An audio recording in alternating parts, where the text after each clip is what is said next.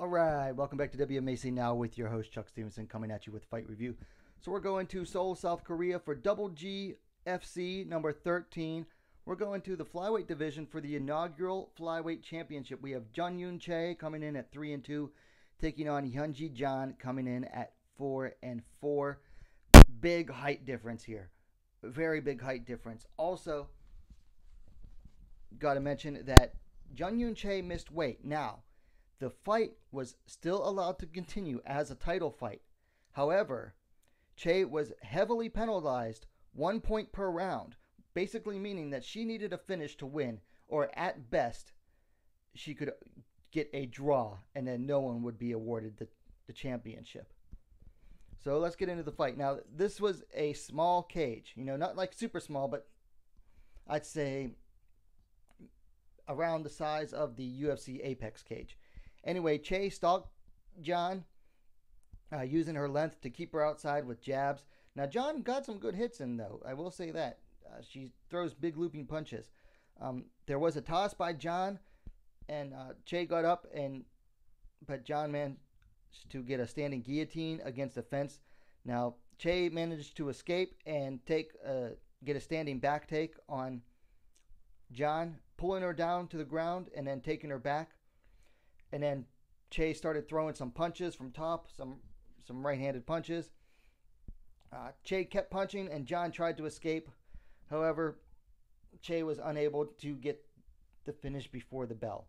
So the second round started, and John was doing some good damage on the feet. She was getting inside Che's range with those big looping punches she likes to throw, and was getting some damage done. She even scored a knockdown with a low kick as well. Now, Che got up and forced a clinch, but there wasn't much action going on, so the referee forced a break. There's some more punches by John, and then Che managed to get a hold of her and got an outside trip takedown, straight to mount at about the halfway mark. Che then moved to the wall, basically scooted them both over towards the wall, and started landing punches, but I gotta be honest, they were weak punches. I mean, she just postured up over John and just throwing these weak punches. Now, John was squirming. Che was still landing, but like I said, there was just no power in him. So John rolled. Che, kept on her, took her back. But John, very smartly was trying to keep Che's hands trapped. Now, Che did manage to lock in the rear naked choke, but there was less than 10 seconds left, and time ran out. So then we go to the third round, and you see in the corner between the second and third rounds that JeongYoon Choi is visibly exhausted. But the third round starts. She starts working her jab. She tried to clinch, but John threw her off. Che threw a front kick, some more jabs, and John is just circling. I think she knew at this time that she had the fight won. All she had to do was survive. So she was just kind of trying to avoid action here. Now, another Che front kick. She started working a jab and mixing some low kicks. Still no action from John. Finally, we get an overhand right from her that missed. And then about the 3-minute mark in the fight, they both just start throwing. John backs Che up with a big punch, backed her up to the cage, and she smelled blood, started just attacking. Now, Che threw a front kick, tried to keep her off, but John was undeterred. John started working punches to the body. Che tried to clinch, but John broke it off. And then John threw a big left hook to the body. Che doubles over, and the referee steps in and stops it. Now, I did not get an official time, but your winner via TKO in the third round, HyunJi Jang, new champion. So, obviously, this was not a high-level fight, but I will say this fight was fun, y'all. This fight was fun, and it brought the action.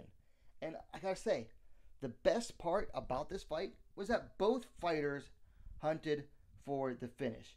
Che hunted for it because she absolutely needed to. It was her only way to win.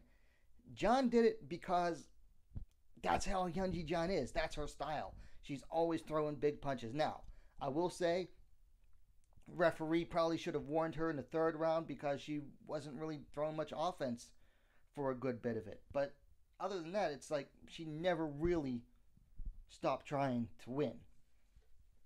And that liver shot hurt JeongYoon Choi bad. She was on the ground in pain after the fight stopped. I mean, everybody besides, I think, the referee was checking on her, making sure she was okay, and she was just on the ground in pain. But hey, that's the liver shot. You get hit, you're on the ground for a couple minutes, and then the pain subsides like almost as fast as it's there. She might pee blood for a day or two afterwards, but that's a different story. Anyway, HyunJi Jang, your new double GFC flyweight champion. I was a bit surprised by it. I mean, I knew she had power in her hands, but I thought JeongYoon Choi would have been able to, use her reach and everything more. But I think that bad weight cut really affected Choi badly. It hurt her chances. It tired her out. By the end of the second round, she was exhausted, and HyunJi Jang really just needed to start attacking to get the finish there. So my final note here, I want to mention this, especially after, just based on years and years of seeing this, and especially after the recent fight between Itsuki Hirata and Lin Ha-chin and One Championship. Penalizing fighters who miss weight in the fight is going to be far more effective than just taking their money. Especially in the UFC system where they pay fighters to show and then win. That's not going to matter long term, because if the fighter that misses weight wins, that weight cut or that missed weight is usually forgotten almost immediately.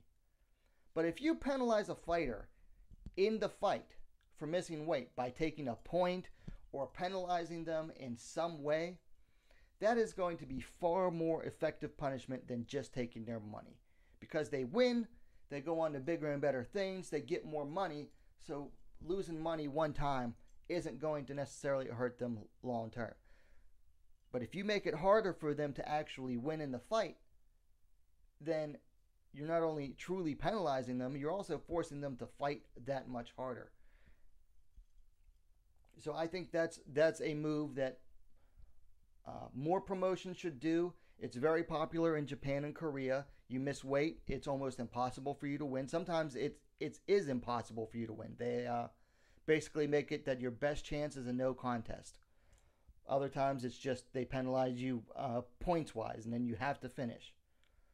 But one doesn't do that, and it certainly doesn't happen in the U.S. I'd like to see that get implemented more. Anyway, let's talk things to work on for HyunJi Jang. I'd like to see her start throwing some straight punches. Now, obviously, those big looping punches, they found their home in this fight. They were effective.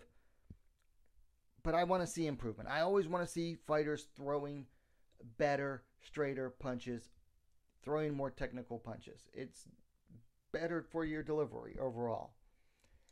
For JeongYoon Choi, I've said this before about her in fights, but she has to get mean.